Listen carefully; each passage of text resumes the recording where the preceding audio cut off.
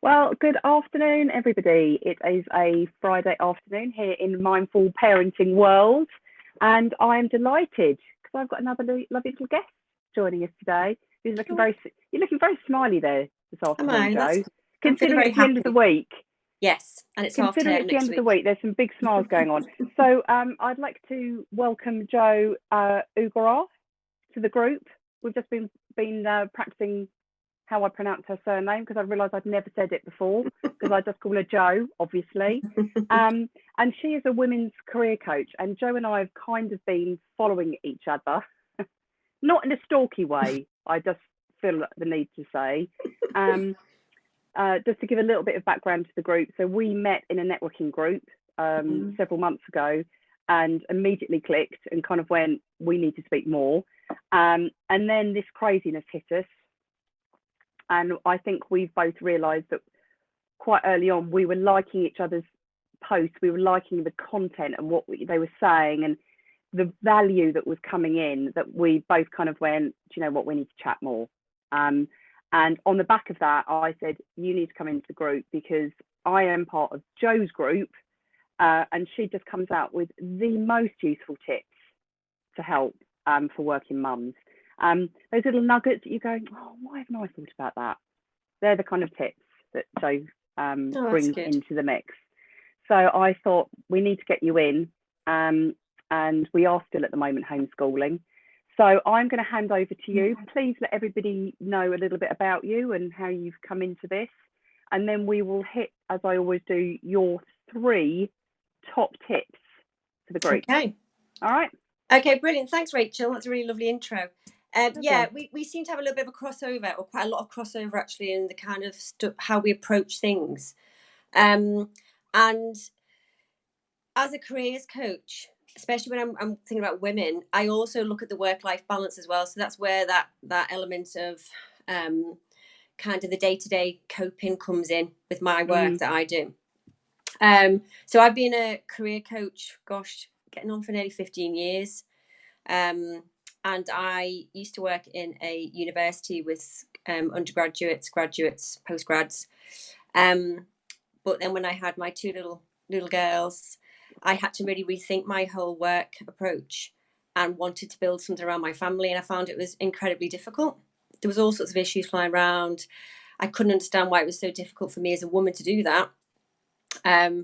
So that's why I decided to then specialise and do my career coaching in the field of looking after women and supporting them to continue with their careers, but in a way that works around their family. So I'm all about making sure that we as women are good. We are thriving.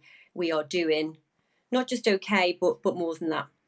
And a lot of women that I deal with are having just issues around putting themselves first and making sure that they are the ones that get the priority, really, because it's a bit of a strange mind shift when you become a mum, especially, and a parent, about this obligation to somebody else. So what I am really interested today to talk about is how we approach the homeschooling, but also don't forget that actually we're a part of that. You know, we have to be present in that, and we have to also look after our needs as well as our children's needs in that mix. Because if we are working as well, then things start getting really tricky, and it's a really difficult thing to manage. I think you're absolutely spot on, which is why I just thought it was really poignant with you coming in at the moment, because I think people are really hitting levels now. And I said something in a different group. I'm honestly not a member of hundreds of groups in case people think that's how I spend all my time, but I'm part of a meditation group. And they asked me how my week had been, and I said, I'm finding it difficult wearing all the hats all the time. Yeah. And then I kind of went, that is exactly what it is. I am going to do a post about that next week, because I thought, do you know what, that does, it's very hard for people who aren't parenting and homeschooling and working and running the home and cooking and cleaning. It's very hard if you're not in that mix to quite grasp how separating those roles is always a tricky one. And it's something I talk a lot about in this group. But at the moment, I think it's almost impossible unless you have strategies. Yeah. Yeah, and that's exactly it. It is impossible, you know, in our normal lives. You know, we're not doing our job at the same time as looking after our children, at the same time as running a house. We do have separation, and we have ways to do that. Many of us do the house and the job thing, and we can, you know, in the main part, just about manage that. But that's hard enough as it is. Adding actually not just looking after children, but homeschooling them, which is such a responsibility in itself, then how can we be expected to do all of those things at the same time? Now, obviously, I'm not just talking about you as a singular person. You may be in a partnership where that other person can come in and help. But again, we're coming from us first. You know, what's our perspective on it, really? So do you want me to start talking about the three things? Or Hit us with, I'm just going to check the phone because this software has once again kicked me out of seeing if anybody is actually joining us. So you go. I'm not being rude. I'm just making sure that if anybody actually is trying to join in the conversation, we can see Alison's there. Alison, give us a wave, give us a little like, give us a comment. So I can see that some people are there, but for some reason my BeLive has once again chucked everybody off this piece of software. Technology is great though, isn't it? It does that to you. But we're all bright and breezy here, so there we go. Yeah, it's fine. We'll just keep talking. Go for it, Jo. And okay, so so one of the things I wanted to look at really about when you approach how do you do this thing with homeschooling and the work thing as well, is first and foremost to get your priorities straight. Now, when I say that, I don't mean like this is what you should do. It's about what's right for you and your family.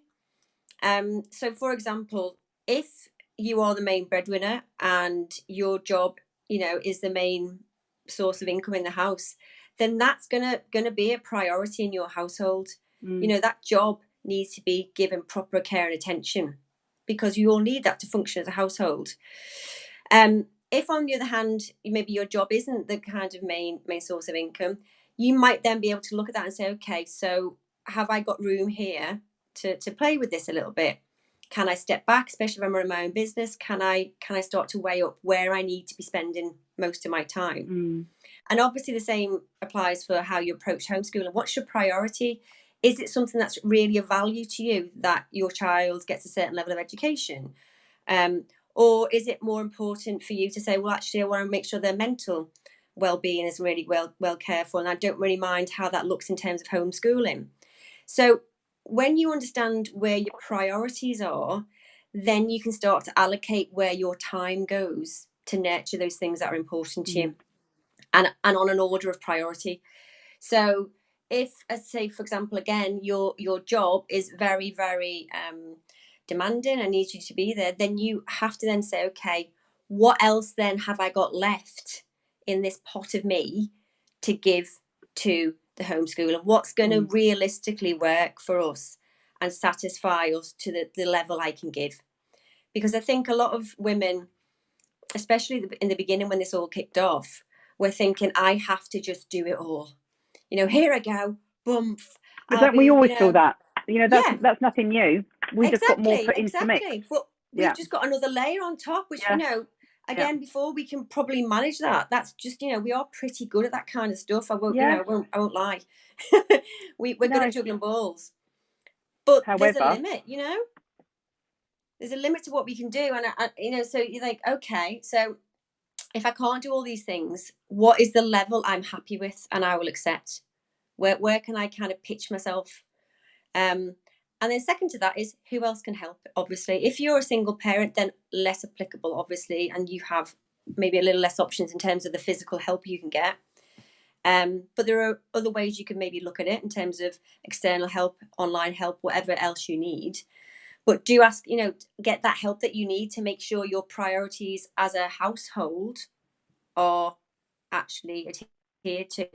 And I think that helps kind of when you look at it then go, actually, I can't give my all to that thing because I've also got this other thing which is also, you know, of importance in my day somewhere. Does that make sense? It does make sense. And I think most probably the other thing that I would add in there is that, you know, that can shift. You know, you can my key word since all of this started has been pivot. I have done so much pivoting where, I've gone from a breadwinner and, running businesses face to face to a complete pivot. And now, for my business, everything is now online. But it's these pivots. It's these. I thought the girls were doing okay with the homeschooling, and actually they needed a lot more support than I thought. I had to pivot everything to adjust to that. So I think it's able. The priority thing can shift. And you might start off on the Monday and you go, right, I've got this big thing and it needs to happen, or I'm going to nail the homeschooling this week, or they've got this maths project, or whatever it may well be. But you might get to Tuesday or Wednesday and go, do you know what? That's just not working. And it's knowing. I think it's having that acknowledgement, isn't it, that we can shift with that. Yeah, and that's a really good point. And it is a daily check-in as well, because you're right. Sometimes, especially if you're adding work into the mix, which could be unpredictable for you, where you have maybe a big thing that happens in the middle of the week. On that day, maybe the school, the homeschooling takes a much lesser priority on that day, because that is the key priority. And you can look at the whole week maybe in more of a balanced way and go, okay, well, we didn't manage it that day. I'm not going to beat myself up over it. Because that's the other thing to think about as well, is, understanding the level of what you can give and being okay with that. Absolutely. And just saying, okay, on this day, we're probably not going to do any homeschooling. That's the way it is. And we've actually just got to focus on the work and making sure you're fed and making sure, you're actually safe. That's our priority today. So that's a really, really good point actually about the priority shift. And it's definitely on let's have a look at today. Let's see what we're doing and what's the priority. I think I think you've hit another, key point as well. It's that forgiveness. It's that let it go. It's that I think I posted, probably in the group on, I think it was Monday or Tuesday, and this is my to-do list. Right, I have big to-do lists, and I'd gone through my to-do list. But I felt really unsatisfied, because actually what I realised was my to-do list wasn't really leading me to the thing that I wanted to accomplish. I was proactive, but for me, I'm always looking at, again, it's that priority. The priority is, I want to get my product for mindful parenting done. I've got a brilliant plan. I have my map. I've got so much content I want to put into this group, and that is leading me to that point. But I'm getting sidetracked by all these other things that also need to be done. But it's that priority thing again. But what I had to do was take myself away from it, and I sat outside with more work. But I had to shift, because it's all very well going through my to-do list, which I had written, but it wasn't taking me where that priority really was trying to lead me. Yeah. And that's a really good example of being really clear about where your priorities are, and using that, should I say, using it as an anchor, I guess, so that you can say, I love an anchor. Yeah, I was just thinking, is that the right term? It is. Yeah, I think it is the right word. I love the term. I love the word of an anchor. I think it applies to a lot. Yeah, exactly. So once you understand where you're coming from, basically, this is the point of my priority. I need to make sure that is actually seen to first off, because then that stops the other stuff coming in and messing around with the plan. The plan is, this is the priority. Even if that's a loose plan, that's what I'm focusing on today as a priority. And it could be one or two things, it might not be just one thing. But when you understand that, then you can start to be really clear about what you will and won't allow into that day as well, or what you will and won't forgive. You can turn around and say, that's okay, because I know what my priority is today. It's fine. And that I think counts for a lot when you're super clear about where you're coming from. The thing I would add in there as well is, my big thing when I coach women, and this goes for whether I'm coaching them on a career change or career decision, as well as the work-life balance stuff, is everything starts with you. So even when you're looking at something which is about somebody else, so for example, homeschooling, it's about somebody else. It's about your child's welfare and their education. To get to the point where you're able to do that effectively, you've got to start with looking after yourself first. You know, so if in you look in your priority kind of bag, for want of a better phrase, if you haven't got something in there for you, then I'd ask you to revisit that priority list and see what kind of priorities you're putting in there. Because it's all well and good to say, well, I've got to make sure I'm doing my job, and I've got to make sure I'm doing the kids, and I've got to make sure I'm doing the home, and blah, blah, blah. All these things that are, you know, come into your life from everywhere else. But if you haven't got your thing sorted out, even if it's a very little thing, then actually you've got no fuel to drive the engine, and it won't happen either. So yeah, it's funny you should say that, because I think it was only yesterday I posted about creating me time, which is a blog that I've kind of developed further, because it's something that I am atrociously bad at, in that list. So I always have a list. You know, Jo and I, we both like our lists. We're a bit list driven, but it you know, it enables me to have that priority, but I am very rarely on that list. But I've been much better since lockdown. good. I've made a conscious effort to try and put that as a priority, in exactly as you're saying, in that bag. When I'm looking at that bag at the beginning of the week, at the beginning of the day, at the end of the day, whenever it may well be, it is being able to see that unless, you know, this has been put around a lot at the moment, but it's something that I still believe in. You know, you can't give from an empty cup. You know, you have got to have, you know, whatever your limit is. And again, that's very subjective. I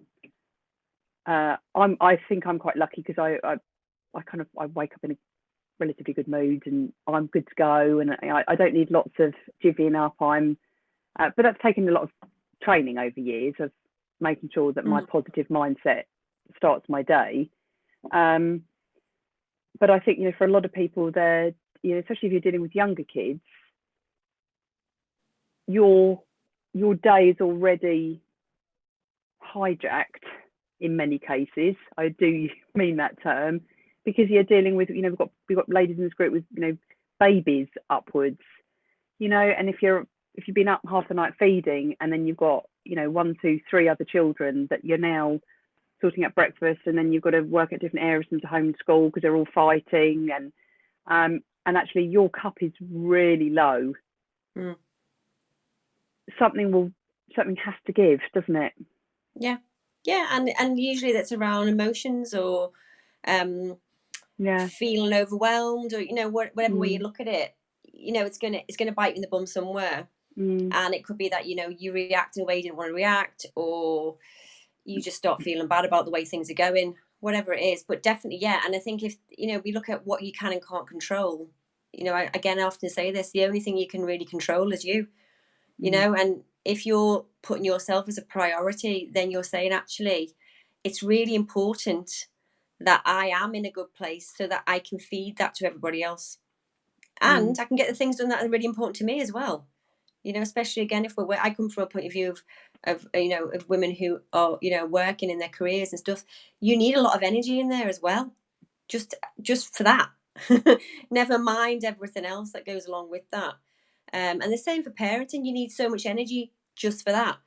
When you're then split out amongst multiple demands and needs, then your energy will deplete, and you need to keep replenishing. It's really interesting, because you just said something that is one of the key fundamentals of mindfulness. Okay. You know, with you can't control other people. Not control other people. You can't control other people's behaviours. Yeah. But you can control your reaction. So that just almost like was ringing a bell in my head of, you know, not just that, but actually you do have control of where you put yourself in that. Yeah. And I think that's going to be a massive takeaway for ladies in this group who hopefully will be watching this on catch up, because it is, and you know, we're talking about working mums, but, you know, I've got really good friends who aren't working mums, but you know what, the homeschooling and, you know, partners at home and trying to get shopping done and all that other thing, when they had, you know, we had our routines, didn't we? You know, we knew where we were, and all of that has gone. And what's lovely is that, you know, these tips that you're talking about are really fundamental for all of us, you know, regardless of where, you know, that analogy has been used a lot in social media since this began, and I love it. You know, we're all in the same storm, but we're all in different boats, and it's so true. It is so true. And you know, speaking to the women in your group, and you know, I know from speaking to women in here and friends, actually, we're all struggling with the same stuff. Yeah, because we're all in this situation where I guess the common theme here is we're not in control of our externals anymore, are we? Well, we never were, but you know, in terms of we haven't got that choice that we had before. I'm going to go to the shops now, or I'm going to do this now, or I'm going to go and meet that friend. A lot of that has been taken away, so we're actually left with less to focus on in some respects, but more in others. You know, because while that's been taken away, our ability, that freedom almost, what it is, yeah, it's our freedom to do things that we want to do. We are not being replaced with things that other people need doing for them, you know. And I think that's really, really hard. And you're right, it doesn't really matter if you're working or not. Whatever you're faced with right now is going to be challenging because of that. And how we react, is our personal journey through it, isn't it? And what we take from it. Very much. And it was interesting last week in your group, just, you know, the variety of responses to the situation we're in was just so vast. You know, even in a small segment of the population, you know, we are all in a very different situation, considering globally we're pretty much all in the same situation. But yeah, but those common threads keep popping out, that, you know, priorities. I love that idea of making ourselves on that. Just being on that list would be nice to me, Jo. You know? Yeah. So I hear you, because I'm rubbish at doing that. Yeah, but Rachel, so many women we all are, aren't we? We give to others first. It's an almost natural reaction, especially when you are a parent, because you're so used to it, you know. And if you have very small children, it's a necessity. You have to react to them because they need you. As kids get a bit older, the needs change, but they're still there, you know. So it's about really understanding that you know you're all in this together, but you are part of that need, and that need needs to be fed. That makes sense. I get it. And I think excuse me, I think again, hopefully there'll be some really great positives that come out of all of this. Yeah, I think there will. I think I think I'm just hearing the language and stuff that people are using with, you know, whether it's the big things like Mother Earth, which I am obviously delighted that she is having some time to heal. And I don't know whether you ended up joining in the global meditation yesterday, Jo. No, I couldn't make it in the end. Well, it was a bit of a. Many things flying around. That's the other reason that I ended up coming out of your one, because it started at 7 our time, but actually the meditation was later. Yeah. And I was annoyed because I'd kind of that was my time. Yeah. And I had put that, I'd prioritised that in my diary because it's something that was important to me. And then I was annoyed with them because actually what they meant was it isn't 7 o'clock, it's 9 o'clock. Oh, okay. So and it was 2 hours of talks. It had some awesome speakers on, but you know, I wanted to be in your group and find out about the creative side. I was really looking forward to that. So I was like, well, that's great, because they're not going to have an hour's guided meditation, because that, you know, that's not going to work. So I can do both of those things and fill my needs. And then I was let down. I did my own meditation, of course, but yes, it's finding those things. I'm getting quite good at that now. I'm finding those things that I go. Yeah, that sounds like a really good example of you literally making that a priority in your day and finding the space to do it. Because that's the thing. Once you work out what your priorities are, you will then create the space for it. You know? And that's what we talk about today, isn't it? About how do you create that space for something in your life? Well, it's fundamentally down to what's your priorities, what you actually want to do, and what do you focus on as your key priority. So I think that's really, really important. And if you haven't thought about it in that way, it's a good exercise to do for yourself, just to say, what are my priorities? I think it's a really great idea, and I think not everybody has to go through our crazy to-do lists, but actually a priority list might not be a bad idea. The one thing I want to do this week is and I've been trying to say this in this group for a few weeks, you've got to start putting some stuff in there. Whether it is I'm going to have a cup of tea outside and nobody disturbs me when I go. I don't know whether Chloe will end up watching this at some point, but Chloe had a brilliant one where she kept being interrupted, and the only thing she had for her was like a Pilates class. So she put on a no entry on the door. Between these hours, I am not available. And I mean, it's a great big no entry sign, but I loved it. Because you've got to do it, haven't you? Well, that brings you on to the second point, actually, because it's all well and good identifying your priorities and saying, this is what I need to do, this is where I need to be, and these are the things I'm going to focus on. If you then don't bring boundaries in as well, so you get your priorities straight, and then you apply your boundaries. And that's where I think, again, a lot of women especially will struggle, because they'll say, well, that's really important to me, but then someone starts asking me something else. Oh, okay, I'll do that then. And then it starts getting muddled, because you're thinking, I really wanted to do that, but I'm getting pulled over here. And there's a niggle in my head around, I really should be doing something in the house because actually it's filthy, or whatever it is that's going on in your head, And they can take you away from your priorities, because all the little things that fly around will start to feed into your time and pull you away. So the way I would advise to deal with that is being really clear and setting a boundary around it. So one of the things that I do is I do time boundaries. So, and this won't work for everyone, so I understand you've got to do what's right for you and work out how you would put a boundary around something. But say, for example, in the morning, I do like to get up early. I like to have that time for myself, because I am with everyone for the rest of the day. I don't get any time for myself. So I get up early. Now, my kids are also of an age where I'll ask them to go and look after themselves in the kitchen or whatever, and they will do that. So this works for me. But my little girl will come down, and I'll have been down in my office for a little bit, and she'll come down, and I'm thinking, okay, the temptation is to go and sort her out and help her and be around her. But I've put a boundary. This is my time. So getting really super clear and saying, okay, darling, yeah, lovely. Can you just go have a little play in your bedroom until we're ready to start the day? Is that okay? And and being really clear with her about, Mummy's having her time now. I'm this is mine, and I'm going to be here. We can get together when we're finished.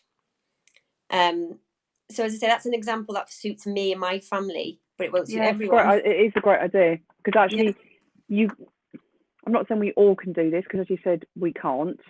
And for those who are either single parents or parenting young kids, then that can be very, very challenging.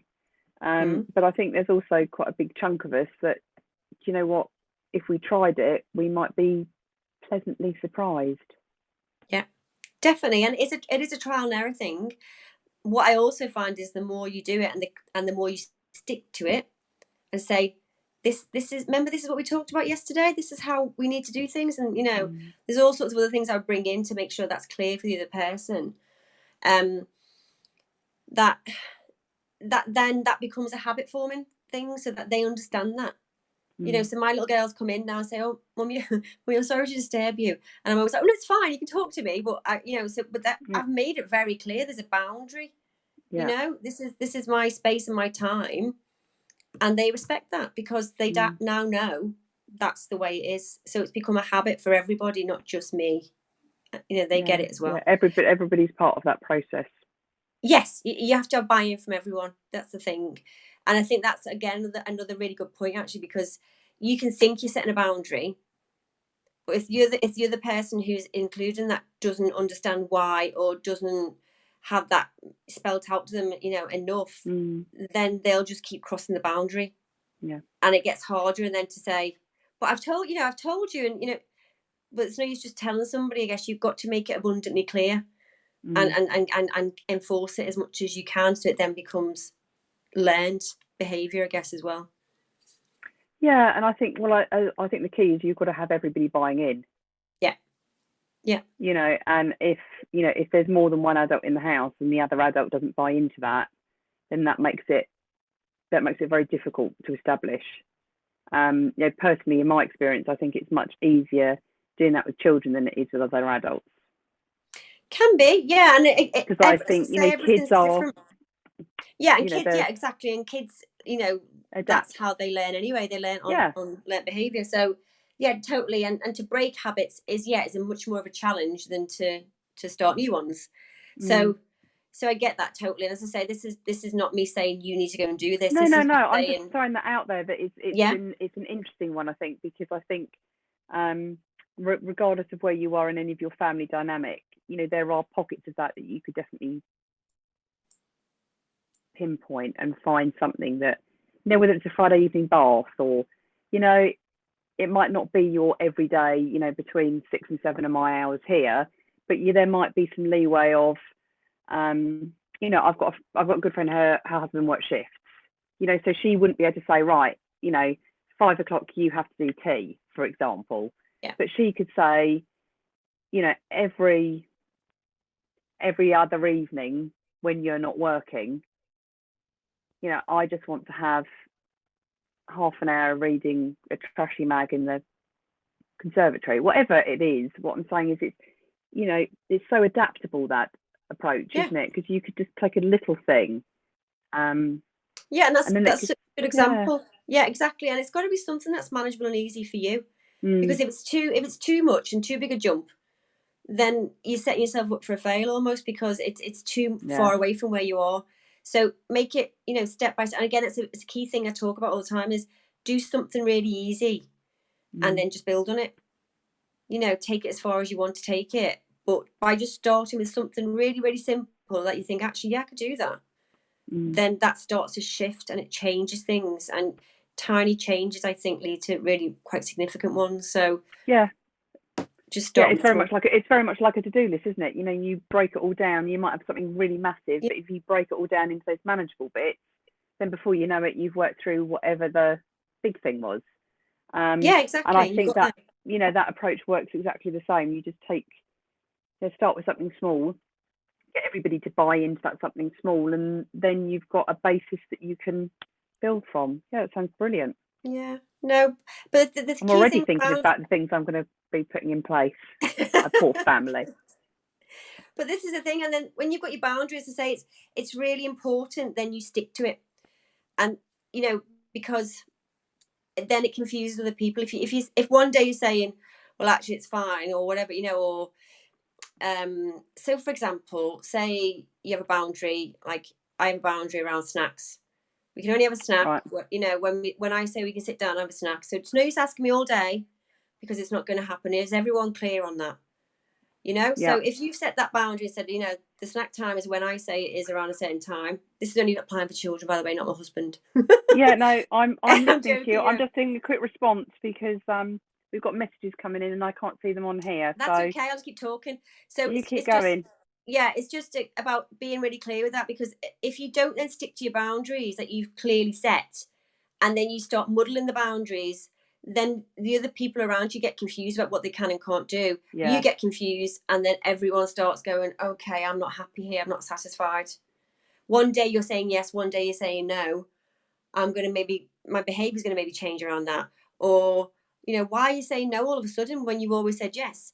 You know, so whenever you try and bring in a boundary, that's why it is so important you get buy-in, because you're being really clear about this is something that, you know, in the past has happened, but right now we're going to change that, and I need you to change that because of this. So again, it's a bit more of a you know, a detailed process, but that's, again, I work on that with my clients, you know, and saying, look, okay, well, how can we change things, especially when it feels like it might be an impossible task, you know, Yeah. that's never been happening in our actually we can look at it, we can just start to break it down and see where we can get that buy-in.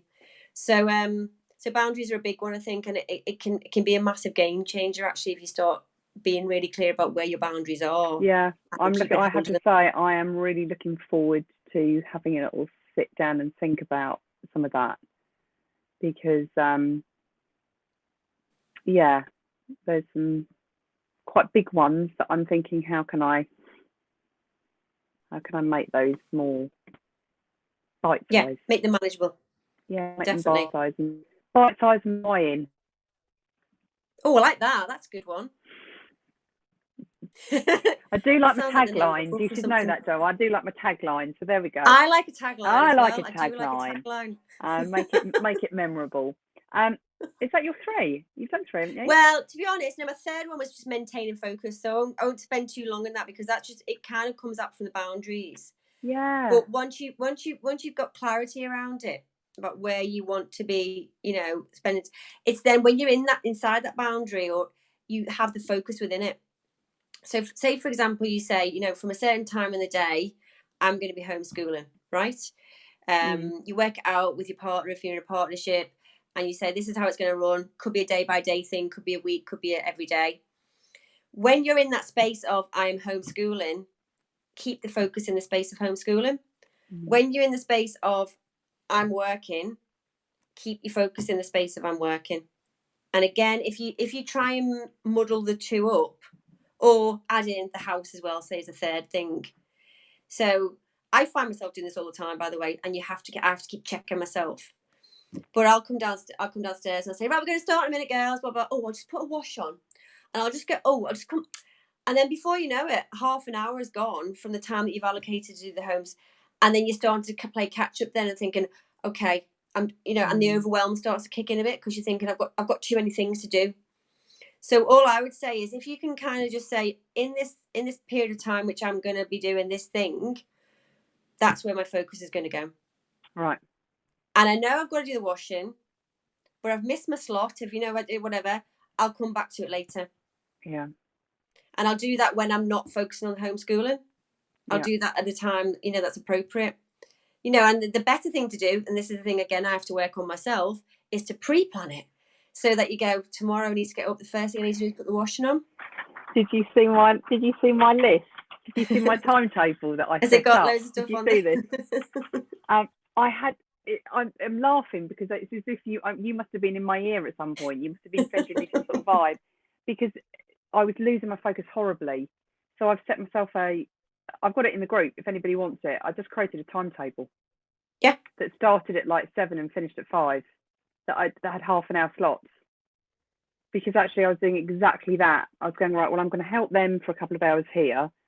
I've got to be honest, with the older kids, that's not quite so easy to timetable that, because they don't need help all the time. It's a little bit more, I need a bit of help with that and a little bit of help with that. But I am getting better, because I'm going, well, park that, do the next bit, and then when I can, I'll do this. So I now can't, because I've now had so many of them, of course, I now can't find it. But I did a timetable, because I was losing so much focus. Some days I'm good at it, some days I'm not good at it.